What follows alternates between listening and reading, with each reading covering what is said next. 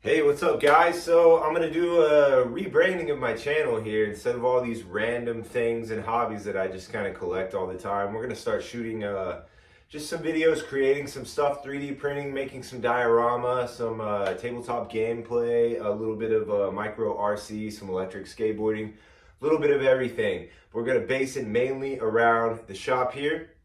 Talk a little bit about organization, just how things are done, the process, 3D printing, a little bit of everything. So I'm going to kind of walk you guys around the shop and show you what cool things are about to be happening. And we're going to try to push this channel a little harder and kind of share what I've been doing.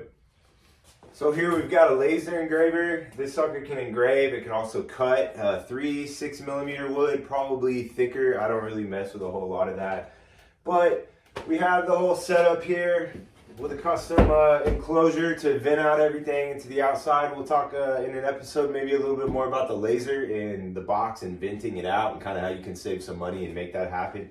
Because when you use lasers, they emit a lot of fumes, especially if you're cutting acrylic and whatnot, and you don't want to be in there breathing these fumes because that's kind of dangerous, gives you a headache, and honestly it just smells like shit.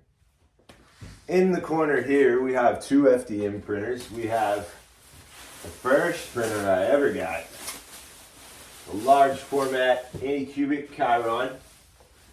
It prints with filament, so when you're going super micro, it's not really the best. There's a lot of layer lines. This printer has its ups and downs, you know. It prints large things, it can print strong parts, but the quality of it is kind of shit. Maybe I'm just a noob at the settings or whatever, but it's kind of shit. So we move over here. We have the Ender 3. This is a great printer, about 185 bucks. Let's move you guys over here. You can see a little bit. About 185 bucks to $200 for this printer. It's a way smaller print bed, but it does really great prints. You could probably even print miniatures and stuff with it, but it does great smooth prints. You can prototype a lot of parts and stuff with it, and it prints rather fast, faster than the Chiron, I would say anyway. So moving along, let's move to my favorite part, which would be the paint area and it's just really the everything area. So over here, we're running the Elegoo, I don't know how they say that. I'm pretty sure it's Elegoo. We're running the Saturn AK, which is great. Before I had the Photon S, it was cool, but this thing can print the smallest things with the best detail. This is a great resin printer. How this works, if you don't know much about resin printing, you fill this vat tray, which is a clear tray. It's like a drum at the bottom. You fill it with a UV curing resin. So the UV light in a little like miniature TV that kind of shows a design below the vat, it will show off UV patterns, which will cure that onto this build plate, and it will lift up and it will actually build all these patterns up, which will in turn give you a three-dimensional print.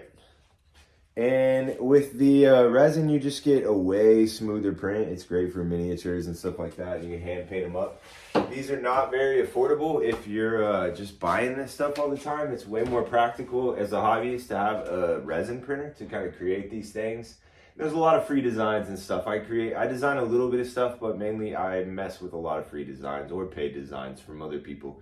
It takes a long time. There's a big learning curve on 3D design. It's totally different than just 3D printing by itself. Over here we have the shelf of prints, essentially. We have a lot of prints. We got a lot of diorama supplies, static grass applicator. These things are awesome. I'll shoot a video about that. You kind of dump your grass down and it uses static electricity to stand up all the little grass blades, particles, whatever you want to call them. Yeah, lots of static grass flocking, other flocking materials. We'll get into dioramas and kind of talk about what I use. I'm not a professional at this, but I'll show you guys what I'm using and what I'm realizing sucks and what doesn't suck. Yeah. So moving on over here, we have the paint area. We've got an airbrush machine. We've got airbrush paint, small files, fan to quick dry things, brushes. This is just kind of where I paint everything in general and do flocking and stuff. Right now we're working on some Zombicide miniatures. I know this stuff seems like nerd stuff, but I'm not gonna lie, it's pretty fun when you give it a chance. And I have more fun painting and making than I do playing the actual game. But me and my family, we have a good time playing together. And right now we're doing almost 130 figures, and we are not very close to being done at all. But we'll make some more videos on the process of how I finish minis and, you know, the whole thing from print to finish. So over here we obviously have like the computer station here. We have a TV so we can watch when the crazy ass tornadoes come.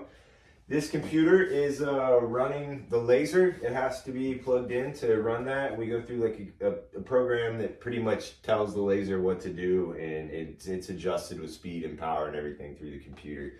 Over here we have the MacBook Pro. This is really the beginning of being creative for me. Editing videos, doing photography, making shit with the MacBook Pro. Now, aside from that, we've got lots of kites, camp gear, lots of random shit. So I'm gonna start reviewing some things, showing the process of making some stuff, and just showing that you can be an average person and do these things. And you don't have to be a professional. You don't have to be a YouTube star to just have fun and create stuff. So thanks for checking out my video. Subscribe to my channel, and leave some ideas in the comments if you have other stuff that you want to see, or the process of, or maybe just some questions about 3D printing. I'm always paying attention. I'd love to reply to some comments. So click subscribe and drop a comment below. Peace.